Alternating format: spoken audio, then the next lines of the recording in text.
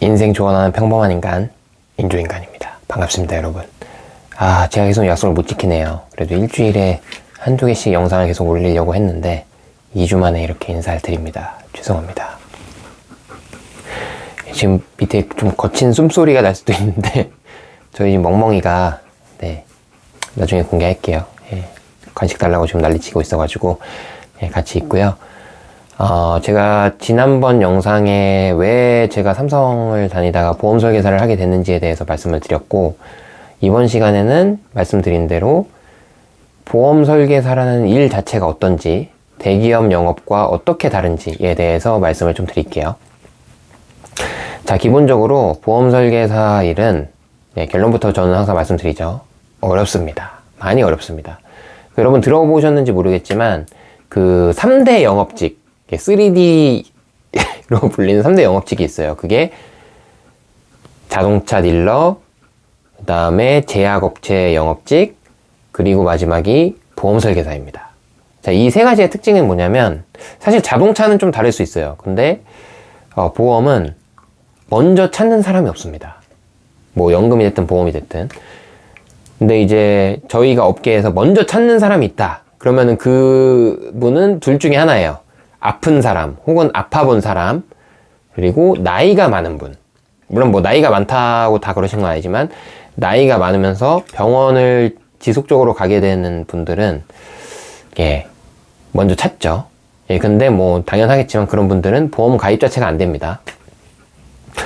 그러다 보니까, 제가 먼저 다가가야 돼요. 항상 고객한테. 고객을 만들기 위해서는 항상 먼저 다가가야 되고, 뭐 논리적으로 항상 설득도 해야 되고 설명도 해야 되지만, 기본적으로 요즘에는 그렇습니다. 저도 이제 20대, 30대 고객들이 대부분이거든요. 근데 요즘 여러분 어때요? 제가 뭐 투자 얘기도 많이 하지만 주식 시장에 들어온 자금이 굉장히 많고, 집값은 계속 오르고, 뭐 정부에서 내놓는 부동산 정책은 계속 실패고, 그러다 보니까 요즘에 이제 죄송합니다. 사회초년생이나 직장인분들은 내 자산을 불리는 거에 당연히 초점이 맞춰져 있지, 내 이 자산을 지키기 위한 어떤 플랜이나 금융상품에 대해서는 크게 관심이 없어요. 그리고 보험이나 연금은 사실 자산을 늘리는 개념이 절대 아니고, 만약에 그렇게 얘기하는 설계사가 있다면 사기꾼입니다. 자신있게 말씀드릴게요.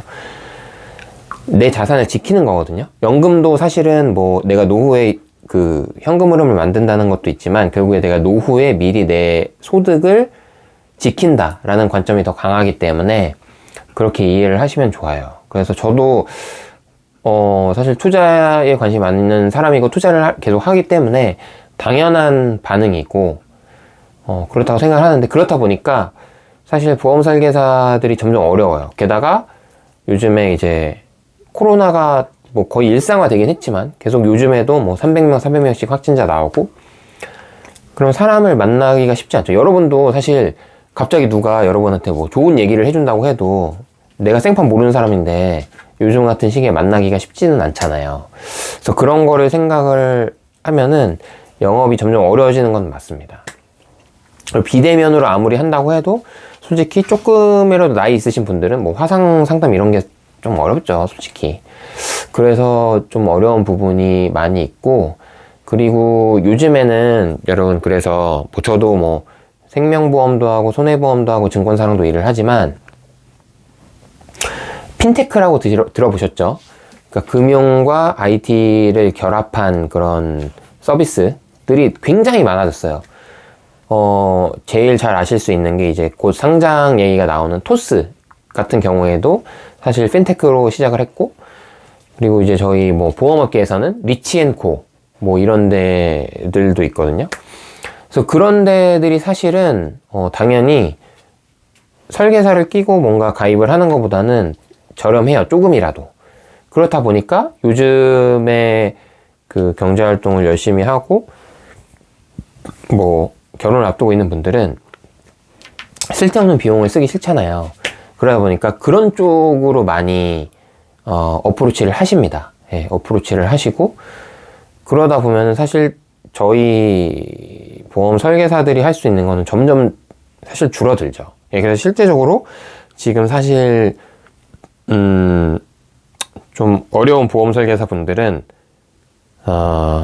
그만두시는 분들이 굉장히 많아지고 있어요. 네.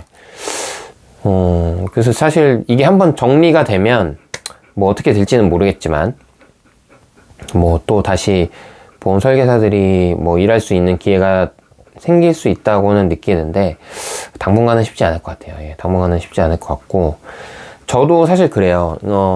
저는 뭐 여러분 영상에서 이제 말씀드리고 이런 거 보면 대충 눈치채시겠지만 저는 8년 동안 해외 영업을 하면서도 저 어떻게 이렇게 막 영업적으로 세게 드라이버를 걸고 그런 타입은 아니거든요. 왜냐면 저는 중요한 거는 이전 회사에서도 고객과의 관계, 뭐 신뢰 이런 게 중요했지.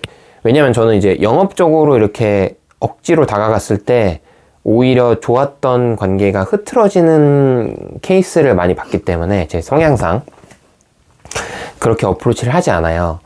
그래서 저는 사실 이상적인 거는 진짜 고객한테 도움이 되는 상담을 하고 만약에 고객이 뭔가 진행을 하고 싶다면 거기에서 이제 제가 최대한 도움을 드릴 수 있는 걸 드리는 거지.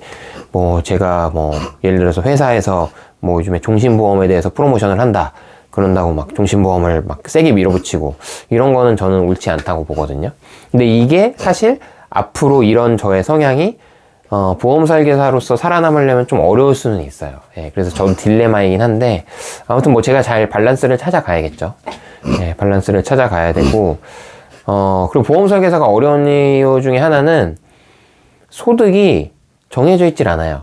예, 가끔 그 오해하시는 분들이 보험 설계사도 약간 월급쟁이처럼 생각하시는 분들이 있는데 실적이 없으면 빵입니다. 네, 실적 없으면 진짜 빵이에요. 그래서 이 업계 내에서도 잘하시는 분과 실적이 잘 안 나시는 분의 차이가 진짜 커요.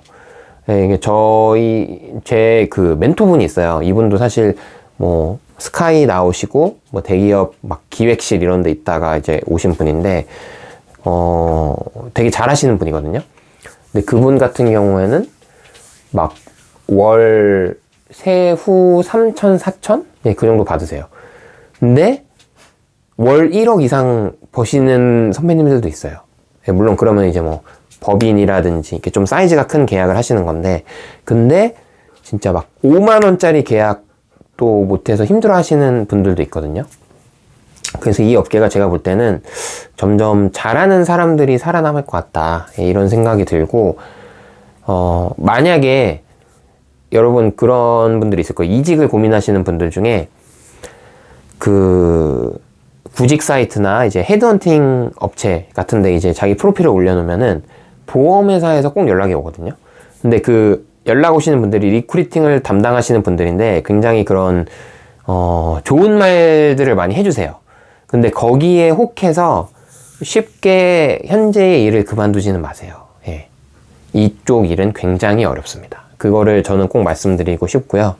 다음 시간에는 제가 그 보험이라는 게 진짜 필요한가? 예, 저는 물론 필요하다고 생각하기 때문에 이 일을 하는 건데 필요하면 현실적으로 어떻게 내 보험을 마련하고 보험료를 내야 되는가에 대해서 좀 말씀을 드리겠습니다. 오늘의 한마디입니다.